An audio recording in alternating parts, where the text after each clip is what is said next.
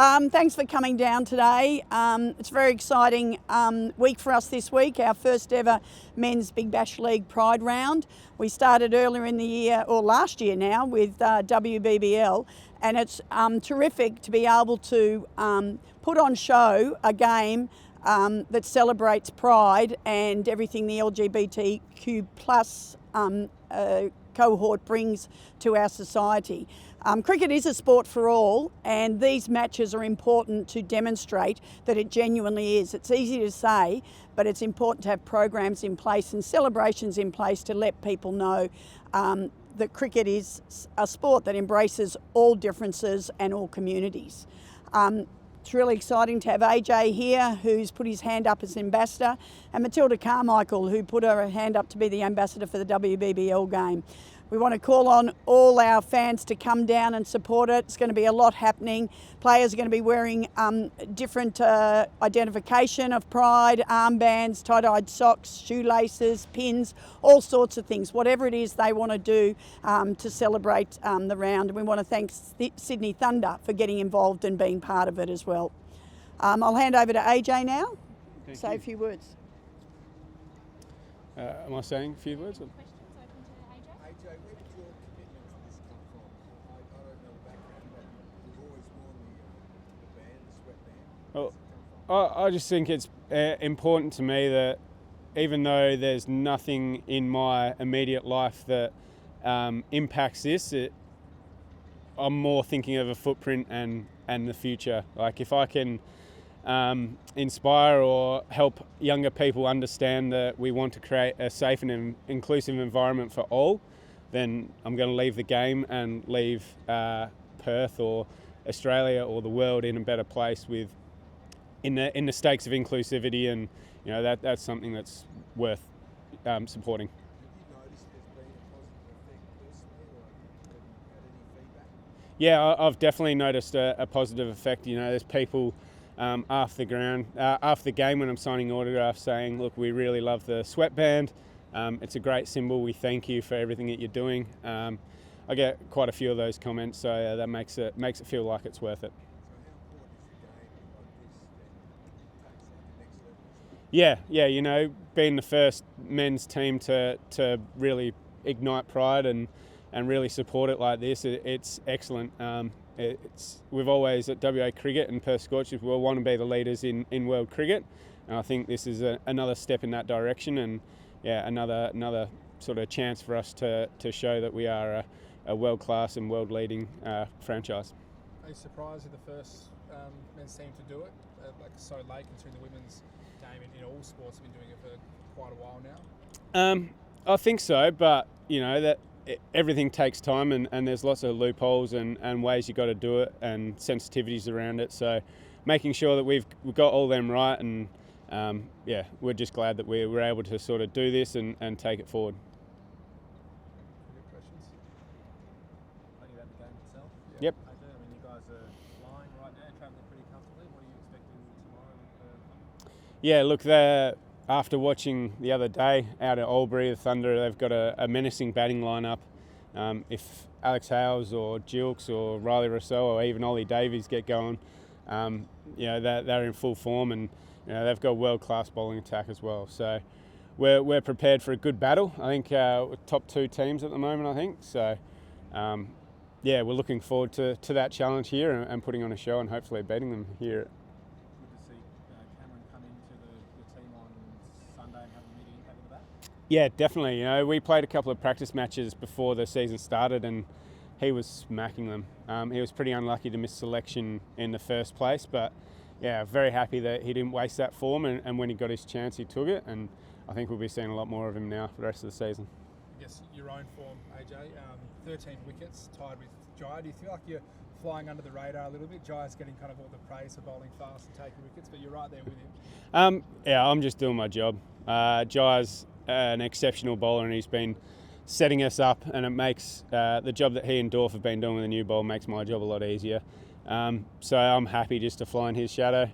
He's doing his thing, and we're doing our thing as a team. So I'm just glad that I've been able to take a couple of wickets and help to the team having 4 in a row. How competitive are you as a bowling group, especially the fast bowlers like you, Dorf, kind of, there's only a limited amount of wickets out there. How competitive do you get? Personally in the game, I don't think we get competitive, but towards the back end, you'd always like to be on top of the team in the wickets tally, but that's still a long way away, and hopefully there's a few more wins before we get to that point. Do you believe the leading wicket cap is a bit of a bad omen for yourself? Are you hoping to kind of just sit behind the leading wicket taker and maybe just take over right at the end? Oh yeah, there's certain things that you say, but I think both Jai and myself, once we've had that cap on before, haven't then had the greatest games immediately after it. So I'm sure it's nothing to do with the cap. It happens in cricket, but anyway, it doesn't really matter to me where I finish on the wickets tally as long as Scorchers have got a home final and winning it at the end of the tournament. I feel like you reinvented yourself a little bit a few years ago, kind of found your pace again and stuff. Pretty much up in your career best form again. How long can you kind of keep going in the short format? As long as my body and my wife and the teams that want to have me play allow me to, I guess. So we'll just see how it goes. It's probably a year by year, and go from there. How do you reflect on the 15 on Sunday night? What do you think happened there? They've obviously bounced back this week, but it's a bizarre start. Yeah, it was. Thornton and Agar, they bowled exceptionally well, and just got enough out of the wicket in the right areas, and then I don't know, probably maybe a little bit of sort of panic set in with the Thunder. I don't know. You'd have to probably ask them, and it's just one of those anomalies in cricket that it can happen quickly, and you've seen that they've bounced back and put 228 on the board or something the other day. So credit to the bowling when they bowled well, and who knows, maybe they just one of those days where everything went against them, and the nicks that sometimes they'd miss or sometimes fly over the slips just went to hand. Would there be any psychological hangover that you might be able to feed on the club? Maybe, yeah. If Jai and Dorf get a couple of early ones, I'm sure someone will mention it in the ring. The new cricket deal will see the Big Bash competition short, like 18 games. That will help you maybe with that longevity we're talking about a bit today? Yeah, he'll definitely. I haven't seen the details of that yet. I woke up and came straight here this morning. Didn't quite get across it. I've had a little baby on my hand, so the phone's not really in my hand these days. But that's great for the sport, and hopefully the fact that there's a few less games, it keeps crowds involved and really pumps up the numbers around the country. Did you see the Michael Nisa catch, as it were, and what did you make of that? Yeah, it's an interesting one. I can understand the rules as it is, but I'm still a bit bemused as to how you can sort of be this far away from the boundary, jump up, grab it, throw it back, and then just make sure you're in the other side. You could literally take a catch, throw it into the crowd, run, jump into the crowd, jump in the air, throw it back and jump back out. I'm not really too sure how that's going to work, but that's the rules we play, and I think everyone understands that now, and hopefully there's no more confusion around that. AJ, just with Faf du Plessis, obviously his time in Perth come to an end. What sort of impact has he had on the team, and how gutted are you to see him go? He's had a great impact on the team. He's a world-class player and a great leader, and he's really got himself involved in the team and helping out with Ash Turner and the coaching staff, and then out on the ground he's a great leadership, and he's always suggesting things, and his prowess as a leader will probably be missed just as much as his skill with his bat. He's got us off to a flyer a few games now, and hopefully he's got one more left in him. David Payne also coming in. Have you had much to do with him before? How's he settling in? Yeah, I've had a lot to do with Payne before. Played 3 years with him at Gloucestershire in the T20 Blast over in the UK, and he's got in the other day. I saw him for the first time yesterday, and he's again another class performer. Adds another left-hand variation to our attack, and really excited to see what he can do out here. Would you be encouraging all the fans to be wearing rainbow when they come to Queensland? Definitely.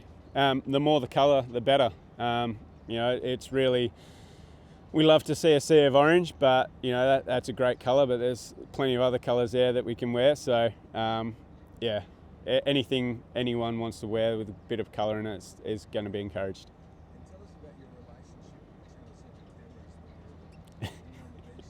What's going on there? Oh, it's just a bit of fun, I've always sort of done those sorts of things. I think there was a few players a few years ago that did it a little bit. I think Pete Hanscom was one when he was at the Stars, and yeah, I think I recreated it when I was over in Abu Dhabi in the T10s. I was in the background of an interview, just like staring at the camera, and yeah, it got a bit of traction the other day, and I just try not to get carried away with it. Awesome. Thank you very much, guys. Cheers.